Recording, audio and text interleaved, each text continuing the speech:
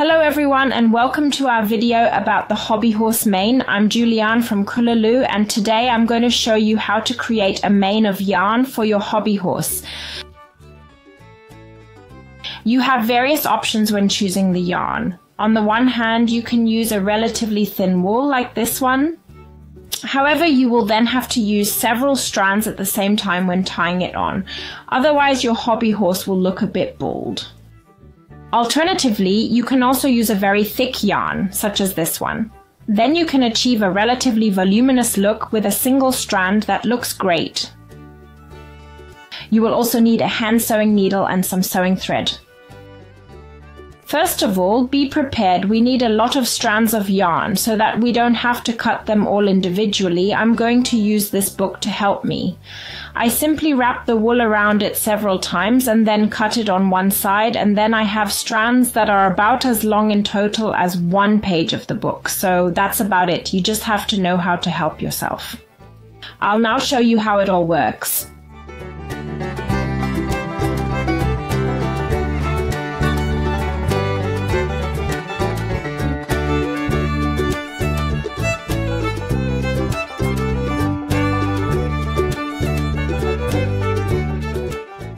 And now I'll just cut down here, along here, and I have a whole stack. That's too short, but they're perfect. A whole pile of strands of hair. I'm going to do the whole thing 2 or 3 more times because of course that's not enough for my mane. How much you need in total also depends on the thickness of the yarn. It's medium thick now. We have another thicker one, but it's a bit thinner in comparison. And I think I'll have to cut 2 or 3 more times that amount. At least that is my assumption.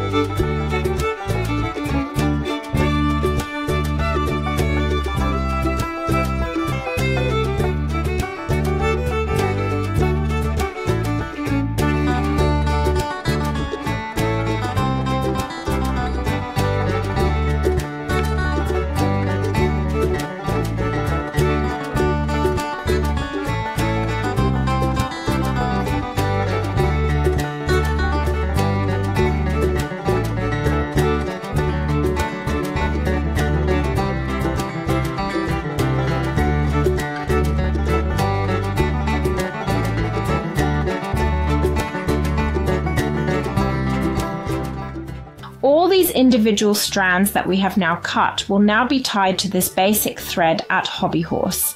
I have already pulled in this basic thread while I was sewing so that I don't have any knots at the top.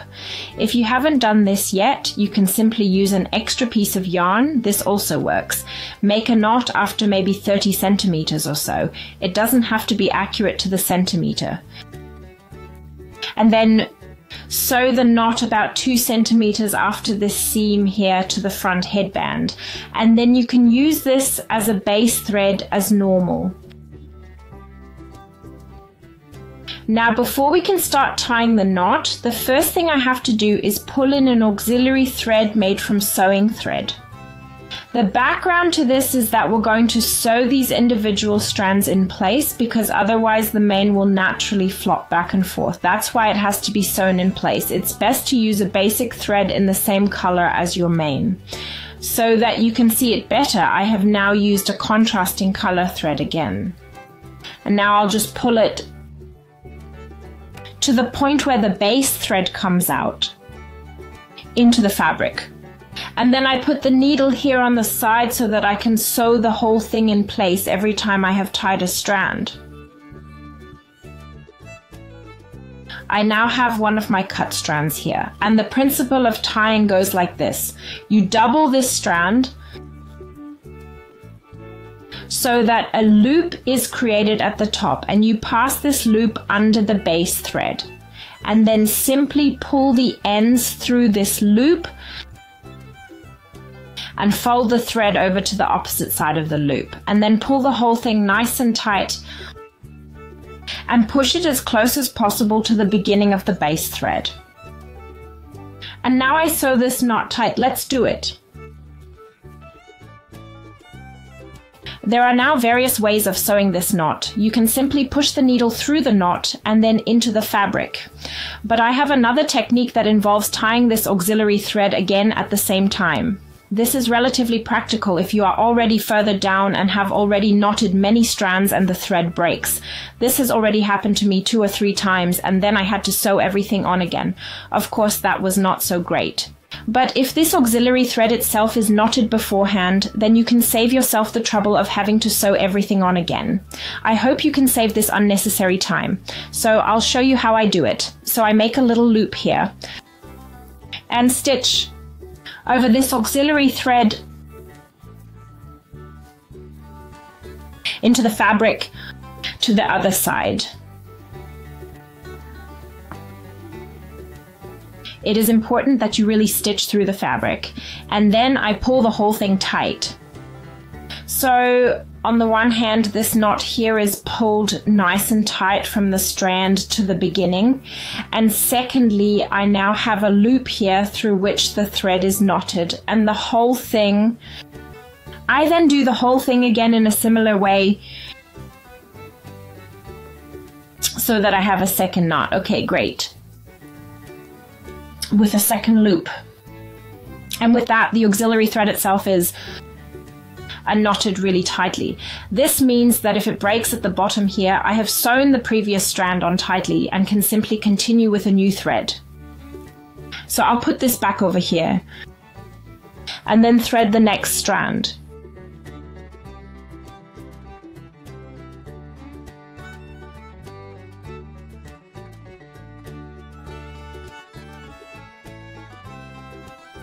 Push it tight again, and then in the same way, this knot again.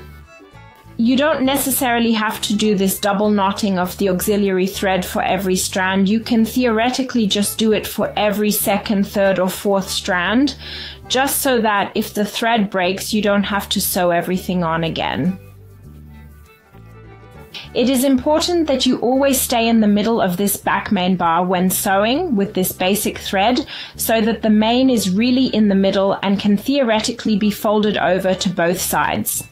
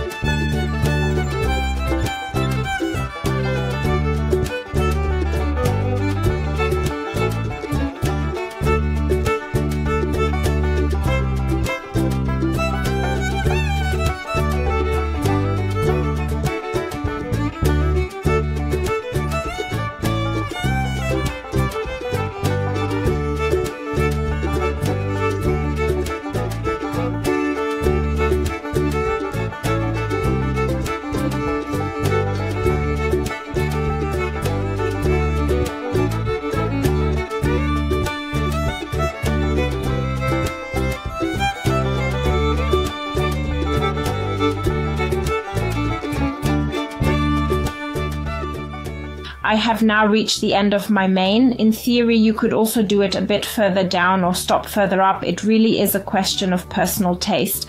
And I'm sure you have good taste. I'm going to stop at this point and I'm going to knot my basic thread, this end that I still have left here with the last strand.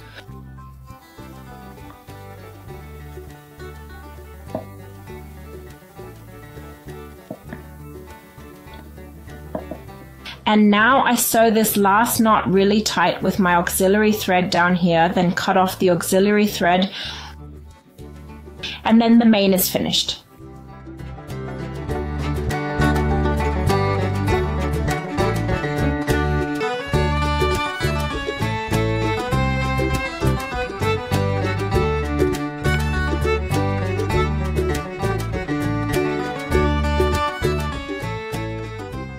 Now that the main is finished, let's take care of the mop of hair. While I was sewing my hobby horse, I made a loop like this for the top of the head. If you haven't done this, you can of course do it afterwards by simply taking a piece of your wool and tying a knot so that you have a small loop. It should be about 2 to 3 centimeters long. If you measure in inches, then 0.8 to 1.2 inch, whatever you prefer. Then you can cut it off at the back and sew this knot in place. Then you'll basically get the same result as I have here. Again, I'm going to pull in an auxiliary thread that I'll use to sew the whole thing down later. And I'll put it to one side here for now. The principle is the same as for the mane. I now always take a strand of hair, put it into a loop, and tie it to this basic thread. Tighten again like this, and nicely to the beginning of the base thread. And I do the whole thing until this entire loop is filled with strands.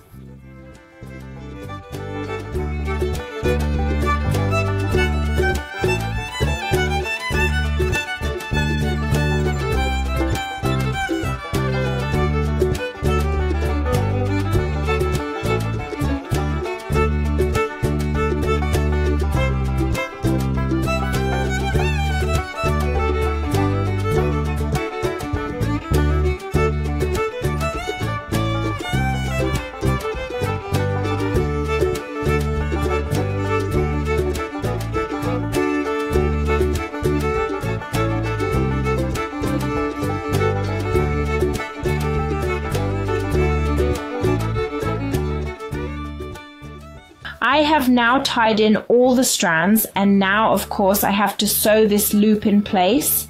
I do this by laying them a little straight between the ears and then making them more tapered at the front.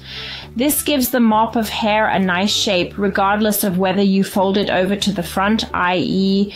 these strands, or to the back. It just looks best with this shape. I simply take my auxiliary thread and sew the whole thing in place by hand with a few stitches.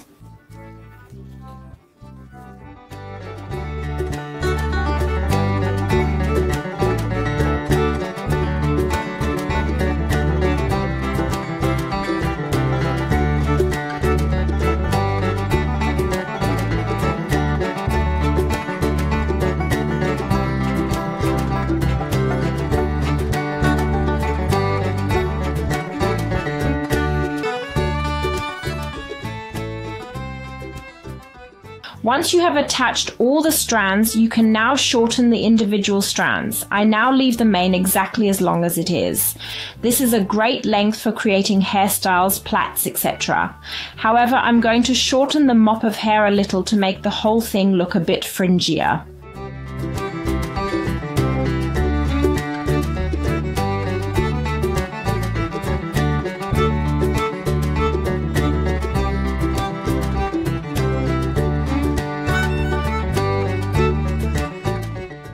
And with that, the little horse is finished. I hope you've made good progress. If you have any questions, feel free to post them in the comments. And yes, I hope you get really great manes for your hobby horses, and I look forward to seeing you again. Take care.